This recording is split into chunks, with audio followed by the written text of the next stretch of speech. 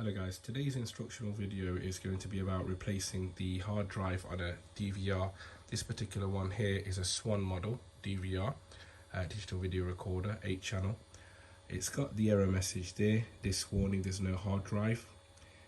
What's happened here is the hard drive has failed, so it needs to be replaced. Sometimes you get an intermittent message prior to it failing completely where it states that message on the screen, disk warning, no disk, even though it does have a disk. And a lot of the time what happens is that you turn the system off and on, and sometimes it temporarily resolves that issue. However, eventually over a short period of time it will need replacing, or sometimes what can happen, which happened in this case, is it starts making a noise and totally fails. So the process of doing this is obviously taking the cables off your DVR. And there's some screws on that DVR which I'm going to show you now that need to be unscrewed, and then that cover comes off, and I'll show you where the hard drive is and how to then release the hard drive, which is held in position with screws, and then buy a replacement hard drive, which is available at a lot of electronic stores such as Argos. This particular one here is a 1 terabyte one. I'm going to go for a replacement 1 terabyte. And I'm going to show you how to install that and then connect it all back up and see what happens. So the DVR has now been disconnected. So the screws that we're going to undo are that one there, that one there, that one there, and this one at the top there. So there's 4 screws there, and I believe these 4 here are holding the hard drive in place. So now that I've unscrewed those 4 screws, turn it over. There we go. So what we will do is we will pop that on the side. You should ideally disconnect those connectors there. What you should really do is disconnect those connectors on that there. However, I think I'm comfortable changing this over without having to disconnect them. That's the connectors on your hard drive that need to be disconnected.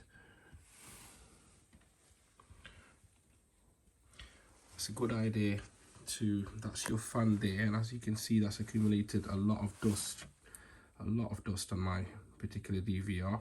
And what I would advise is you don't want to just literally blow onto that, because as it spins it will send current through that wire into the board, and that could cause damage. So what I would advise is to hold that fan and blow, and that will cause the dust to fly everywhere. However, it's a safer method, or you could get a small brush, a toothbrush, and just clean that off, and then obviously wipe away the dust. Be very careful if you're trying to use a vacuum or anything like that. Again, if that spins, it does generate a current, and that will pass through that cable into that board, and the last thing you want to do is cause any other damage, because you'll have to replace the actual DVR in that case, which will be slightly more expensive. This particular model here actually has a Toshiba hard drive, and prying off those screws there and then lifting away the hard drive after unplugging it. So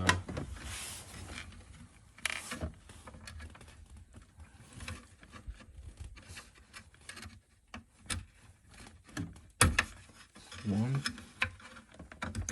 and 2 disconnected.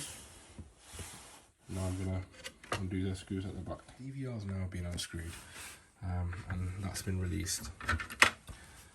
Be careful if the DVR has actually been on prior to you carrying out this process, because the actual hard drive will be warm, and in this case it is actually warm.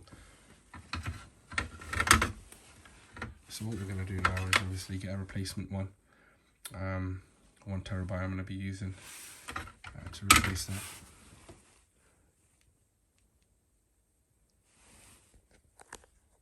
This particular model is actually a 2 terabyte capacity. Well, I think for me, having 4 cameras on a 8 camera DVR, I think 1 terabyte is sufficient. Just to mention, guys, this is a SATA disc, so that's serial advanced technology attachment. That's pretty much what that stands for. Just say it there. Just so you know which one to purchase, obviously, when you're replacing the one that obviously has failed. This is the actual replacement SATA disk drive. It's a WD, which is Western Digital. It's been purchased from Argos. Set you back about £55, 1 terabyte. It's a lot smaller than the actual original one that's been taken out of the DVR. It's a fraction of the size. However, the connections are the same. The only issue that you will have is you won't be able to secure it to the DVR. It could be an idea to use some soft adhesive strips on the back there. However, I'm not going to be doing that because obviously this is a case of it might get warm. And because it's going to be stationary, I don't think it's an issue in terms of it moving around or getting damaged. It's going to be stationary in on this table here with the lid on it.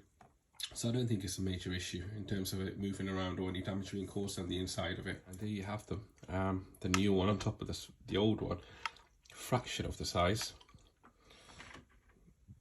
The height of it is absolutely ridiculously smaller. Really is very small.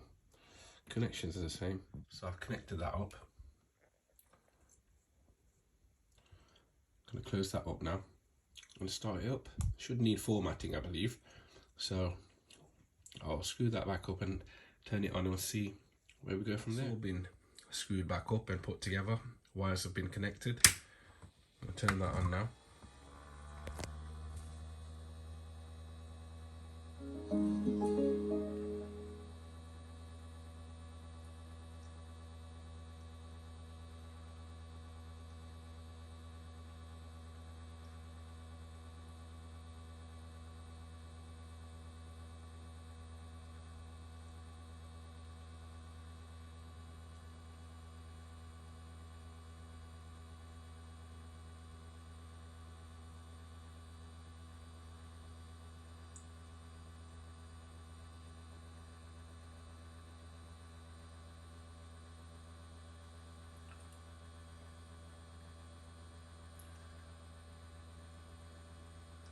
Unformatted, so we need to format the disk as I thought.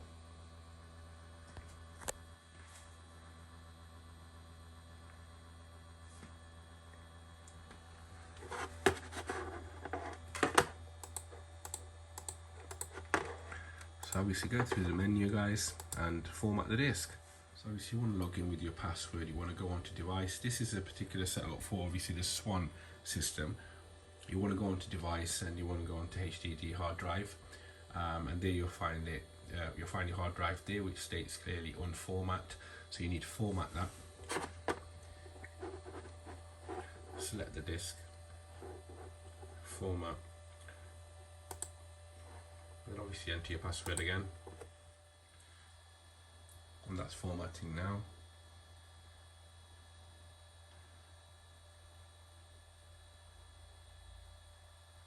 There we go, guys, format completed.